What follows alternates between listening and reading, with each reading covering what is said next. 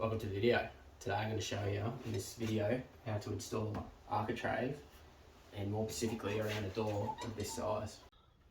What I'll do first is I'll get 3mm packer, window packer, and then I'll mark at the top and the bottom of my door jamb for my quirk, and then I'll get a measurement, and that'll be square to square to start with.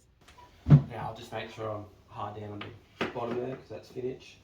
Up here, mark my 3mm quirk at the top for my short point. That's my 45.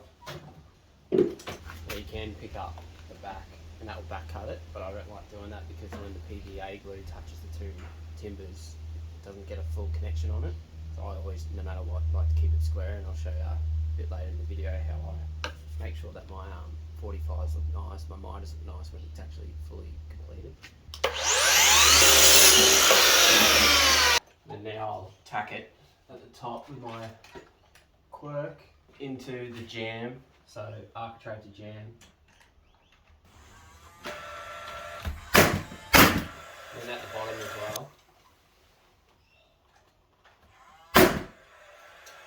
That way I know I'm in the right spot there where I want that. And now that I have them tacked on, that's how I'll get my measurement for my top. So it'll just be long to long. 3 meters centimetres, cut that. Now I'll put some PVA glue on my mitres where the timber touches.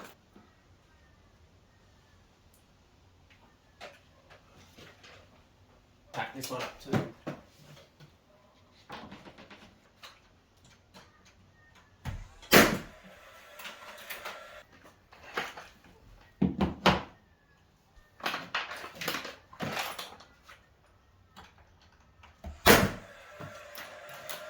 And then what I just did up in that corner there, I had this nice mallet, which I'll use for finishing, so it doesn't leave any marks. And I just gave that a little tap because I've only just got tacks in it. It was just able to make that miter much more nicer.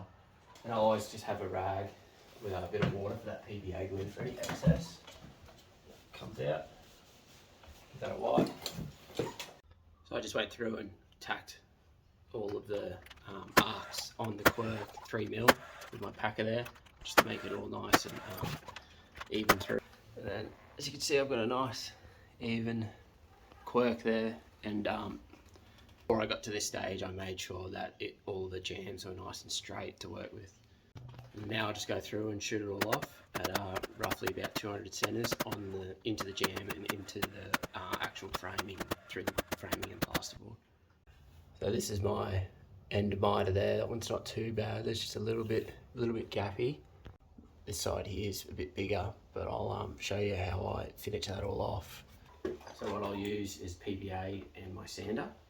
And how I'll do it, I'll put the PVA glue, I'll just dab a little bit on my finger, and I'll put it up into that joint, and use the sander. And as I'm sanding it, you want to get this nice and flat for the paint anyway, so it has a nice crisp lines. And it's nice and flat, because as soon as they're different planes, you'll notice that even once it's all fully painted.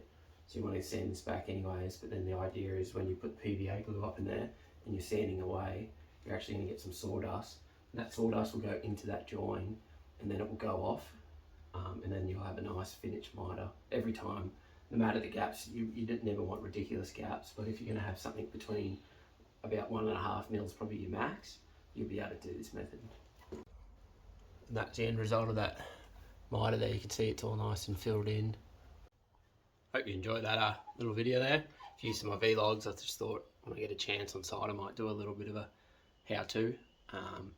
But yeah, then I'll just finish this video up here, and maybe back tomorrow I'll be back to my vlogs, but catch you on the next one.